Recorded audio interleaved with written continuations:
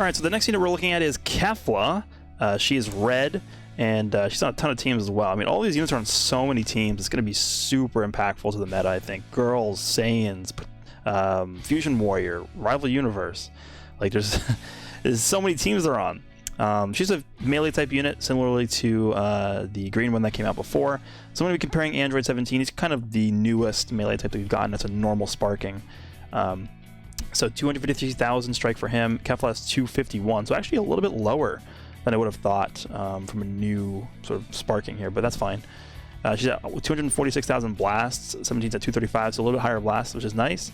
And then he's at 162, 164 defenses. She's at 160, 157, so a little bit lower defenses, but overall they're pretty similar in terms of the stats that they have, which is good because 17's really good. So let's go ahead and jump right in. This is also really long, but not as long as Amasu's. That was crazy. So her main ability is I won't be outdone by anybody. Draws the Ultimate Arts card Gigantic Breaker next. Restores own key by 40. Applies buff effect. Nullifies enemy special actions that activate she cover for 15 counts. So she has like sort of like the LF Broly or LF Broly. I said LF Broly already. I'm getting so confused. LF Broly or LF Majin Vegeta effect, where they pop their main abilities and they don't get afflicted by the special cover change things. So that's pretty good. Then she also inflicts all enemies that would downgrade plus 15% to impact damage received, which should be her, basically all of her damage, her strike cards, her special move, all that stuff.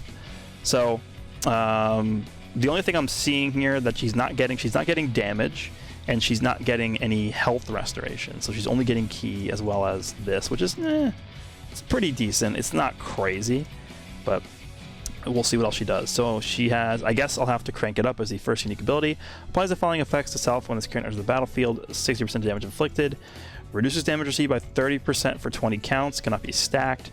60% to key recovery for 15 counts, which is actually pretty good. I think a lot of people overlook how important key recovery is for these units, and it's very, very important.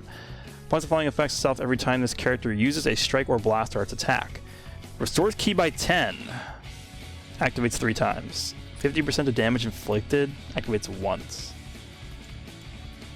Okay, so she wants to use a card, and then she'll get these buffs. Interesting. So she wants to just combo a lot.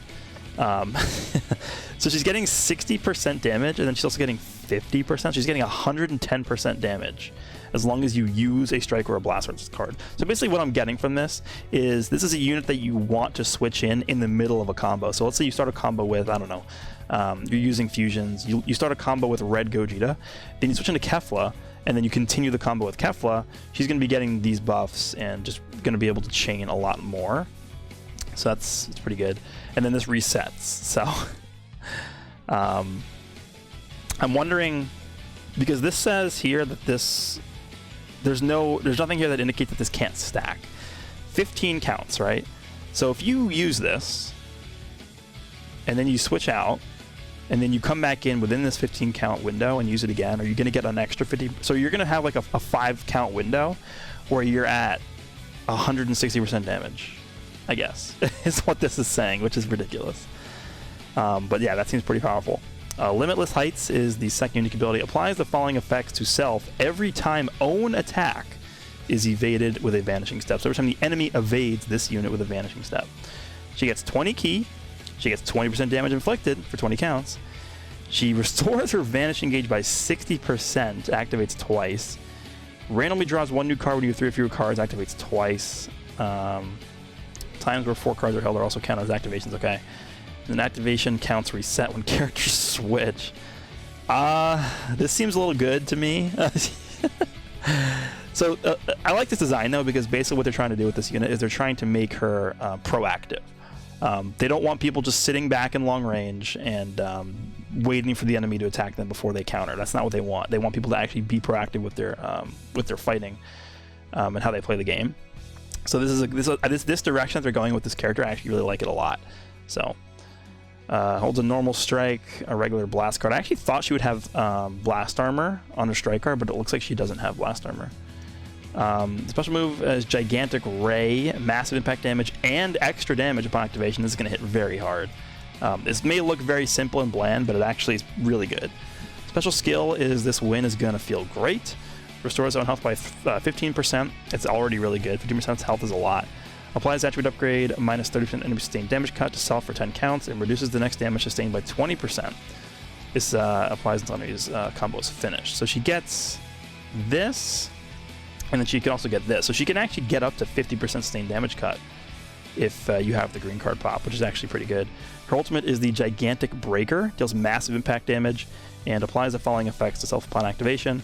30% to damage inflicted for 15 timer counts, and then reduces damage received by 20% for 15 timer counts, and she has Blast Armor on this. So she can actually get up to 70% damage reduction, I guess, if the stars align for you, and you use the ultimate, you use the green card, and you're going to have 70% damage reduction. She also gets this, which is interesting because this is not only going to affect the ultimate itself, but it's also going to carry over for the next 15 counts as well. So that's another buff she's getting. There's so many parts of her kit that give her damage. 60%, 50%, 20%. And she gets another 30% from this. Then she gets 20% for this. Like, there's a lot of damage coming out of Kefla here. So she buffs Rival Universe, Fusions, and then Girls. Interesting. Strike Attack and Blast Defense. Honestly, I don't know who I like better, Kefla or Vegito. To me, Kefla looks like the more fun unit to use just because the Vanish Recovery is always a really fun mechanic to abuse, like with Kid Buu and stuff. I love using Kid Buu. But being proactive with this, I think, really makes me like Kefla more than Vegito Blue, I think. I don't know. It's going to be tough, but her stats are a little bit low, right? That's the drawback. For Girls, she obviously is the main red for this team. There's no one else that can compete with her. Saiyans. She does not buff Saiyans with her Z ability, so it's an automatic demerit for her on the Saiyan team. And I guess she would be competing with Red Gogeta or Ultra Goku. I think if you're competing with Red Gogeta or Ultra Goku, well, I'd say probably Red Gogeta is better than Ultra Goku. So if you're competing with Red Gogeta on this team, that's already like, and I can't really decide right now who's better because I haven't used her yet. Like, she could be the main Saiyan for this team, which is crazy. But we'll see. Gogeta's a Zenkai unit, so it's really hard to beat him. It's the same thing with Fusion Warrior, right? She's directly competing with Super Gogeta on this team. Again, I don't know if I would directly call her better than Gogeta for this team. Maybe she fits better because of the Vanish Recovery, and that's a little bit of defensive utility this team lacks a lot of. But we'll see how that plays into her spot on this team if that comes about. And then Rival Universe, I mean, who are you going to use? Bergamo over her? No. No way. No, we're not talking about Dispo either. So honestly, I really like the design they went with for Kefla here. I don't really have any complaints about what I'm seeing here. This is the part that makes me really excited to use her. And this also seems ridiculous. Like, you can stack this for 5 timer counts if you time the window correctly. So let me know what you guys think about Kefla. She seems really, really good. And with that said, we'll move on to the next unit.